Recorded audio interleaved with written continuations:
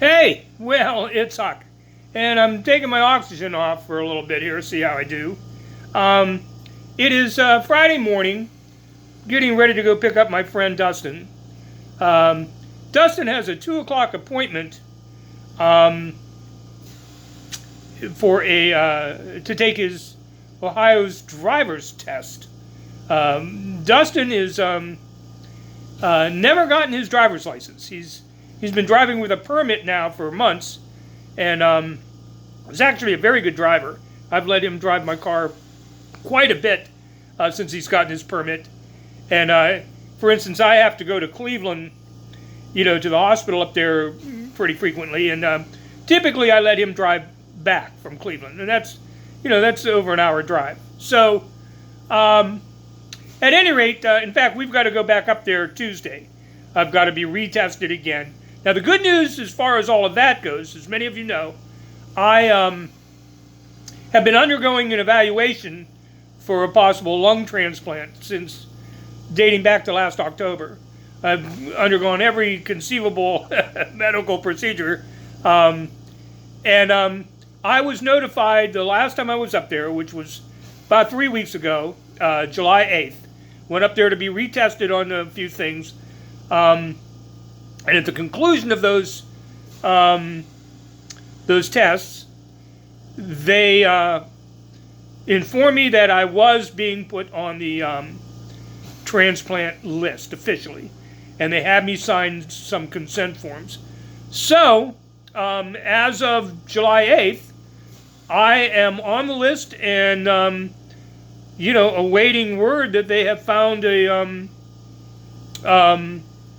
match for me. And, and I got to admit, I'm committed to doing this, but at the same time, I'm, there is some trepidation.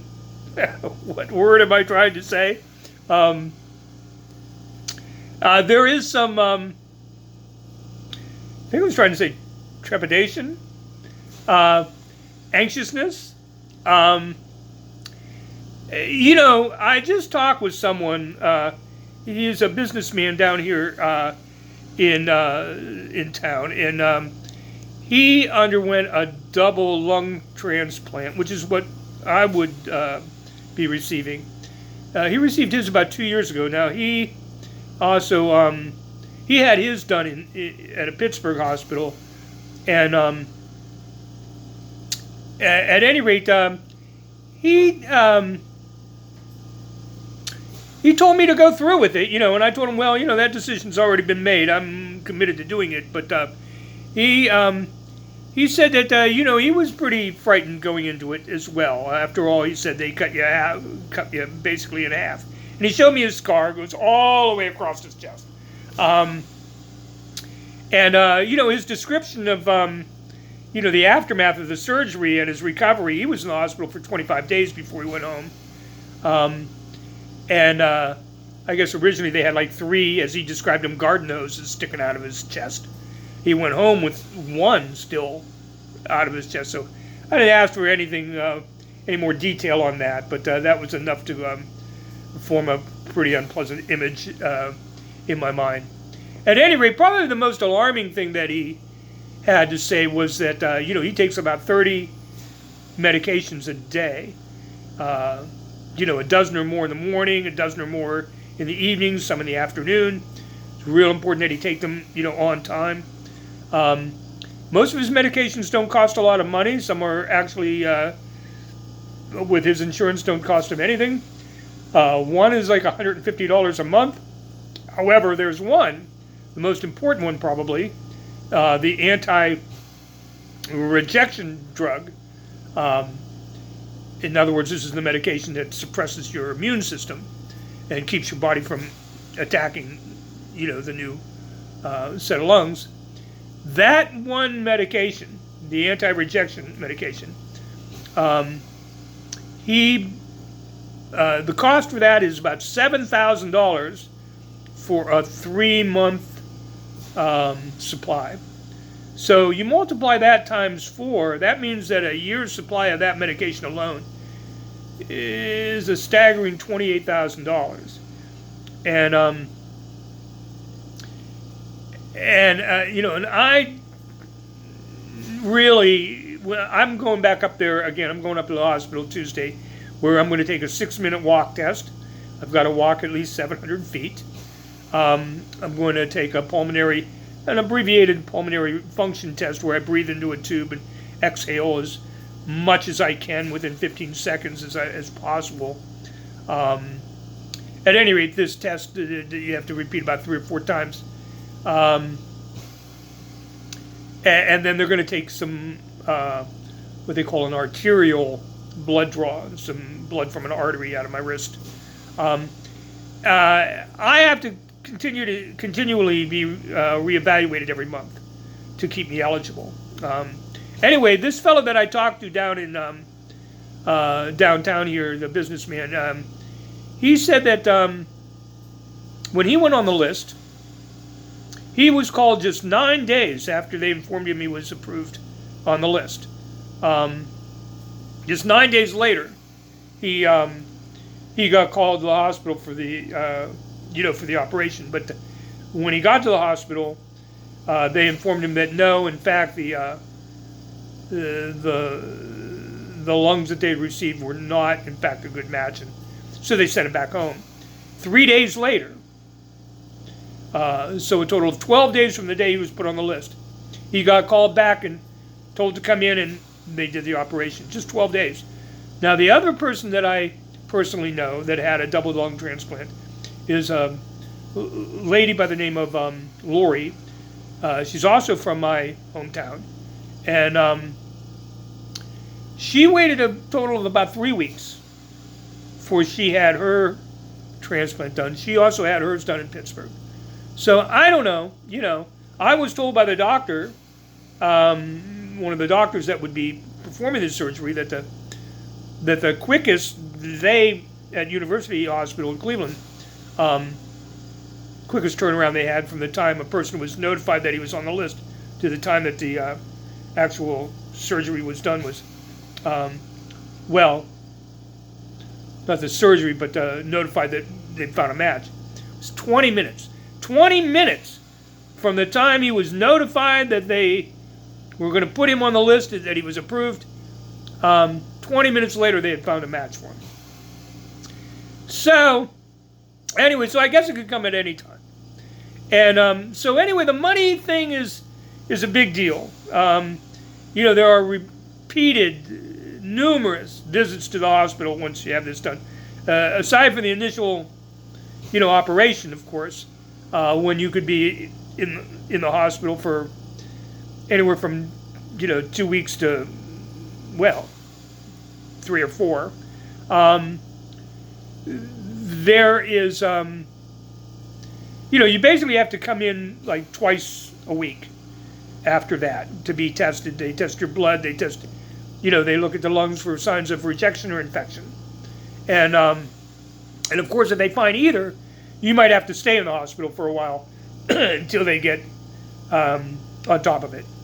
So there's any number of medical bills, along with pharmaceutical costs that are going to be associated with it. So I have established a GoFundMe page to help me maybe with some of these costs. I've had it up for quite a while, actually. I put it up earlier this year, I think, but I never really publicized it because I didn't think it was. I didn't want to start asking anybody to contribute until I was sure I was at least on the list. And so now that I'm on the list, I'm going to probably mention this from time to time that I have a GoFundMe page, and I'm going to give you the details on that in the next video. Another thing that's going on right now is, of course, politically, I'm enjoying the fact that the Democrats have finally pulled a fast one over Mitch McConnell and the Republicans. And boy, I'll tell you, if there has ever been um, proof that that the Republican Party is in it solely for the power and not to do anything to help the American people. I mean, this has been obvious to me for forever, but it's pretty clear who they work for. You know, the very wealthy and pharmaceutical companies and oil companies, the big polluters. Because everything that they could possibly do to stop President Biden's Build Back Better plan, which basically was aimed specifically at a number of big issues like climate change, lowering prescription drug costs. Initially, it had some other things in there. There was a big provision in it for to address single families and to give families some financial help in a number of different ways, tax credits, to subsidize the cost of daycare, so that single moms and single dads didn't have to pay out a good portion of their earnings just to have their kids cared for while they're at work. And most other developed nations, do. At any rate, the Republicans were lock, stock, and barrel opposing that, but Democrats' big hope was that they were going to pass this through reconciliation, which would have required only the 50 Democrats in the Senate to pass it and couldn't be filibustered by the Republicans. Of course, it was sunk when Joe Manchin, the Democratic senator from West Virginia, ostensibly refused to go along with it. Everyone knows that he's got a lot of investment in coal, that he wasn't too keen on some of the health care provisions, and he was adamantly opposed to raising taxes, even on the wealthy. And so Mitch McConnell, knowing that he had Manchin in the pocket, went ahead and did agree to help Democrats pass a couple of bipartisan bills, including this CHIPS bill that would help America be more competitive with China, particularly in the area of certain types of manufacturing, particularly in the making of computer chips that are used in everything from automobiles to computers. And at any rate, so thinking that, and I've got to wipe my nose here, I'm sorry. Thinking that, he had Manchin's no vote in the bag, the Senate went ahead and voted a few days ago to pass the CHIPS bill. And I think it was only a few hours later that Chuck Schumer, the Senate Majority Leader, announced that, in fact, he and Joe Manchin had worked out an agreement on what they're calling the Inflation Reduction Act. But it's basically the Build Back Better bill that has been somewhat condensed. And among provisions in this bill, there's, I think, over $300 billion that's going to go to help us meet about 40%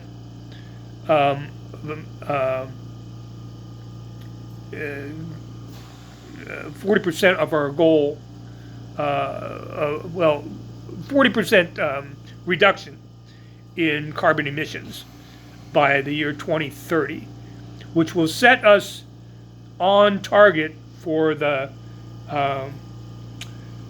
Paris climate accords that we have signed on to. It also provides for basically a baseline of 15% corporate tax for all these corporations that are making record profits and not paying their fair share of taxes. In some cases, some pretty big corporations are paying zero in taxes. It also will increase taxes on some very, very wealthy folks, individuals. Now, about $300 billion has been earmarked out of this package to go toward debt reduction. And so altogether, while the Trump tax cuts that were passed in 2017 under reconciliation by Republicans, while that tax giveaway to billionaires and corporations added, in effect, $8 trillion to the deficit, to the national debt. This bill will actually reduce the deficit by $300 billion. And so that's what happens when you pass legislation that include, tax provisions that are fair and equitable. So I was pleased to see that Manchin has gotten on board this thing. I don't know if we'll ever really learn what it was that turned him around. I'd like to think that it was all a big plan to get around Mitch McConnell, to get him to sign on to the CHIPS plan, which he had originally threatened to torpedo if the Democrats passed this reconciliation plan. So I like to think that this was something that Manchin had worked out with Chuck Schumer all along, to get both bills passed. Now, of course, as a result of this, and it's still not out of the woods yet, but as a result of this announcement, the Republicans are looking around for some way to, show their, absolute rage at being played. And so they have sunk basically, 2 or 3 bills that were expected to be somewhat bipartisan. And in fact, the first that they've already sunk is the veterans health care bill that was going to provide billions in funding for veterans who had been injured, during their service in Iraq and Afghanistan, due to primarily these burn pits, among other things. And they had already voted to approve this bill. I think that out of 100 senators, they got like 84 votes. That's a substantial number of Republicans that went along with it, obviously. And but they had to rewrite the bill because of a few errors that were in it, apparently. And so now, Republicans lock, stock, and barrel all voted no on it. And, well, enough of them voted no that they couldn't get it passed. They sunk it, basically by filibustering it, as I understand it. And there's a few votes that have been going through that were expected to probably pass. One was a bill to protect the rights of the LGBTQ folks, and another one was to protect the right of the right to take birth control pills, and the Republicans have vowed to sink both of those. And again, it's I don't know. It's not any surprise to me The Republicans will be Republicans. Get out and vote Democrat. That's all I can tell you. Anyway, that's it for now. I just wanted to keep you abreast of what's going on around here.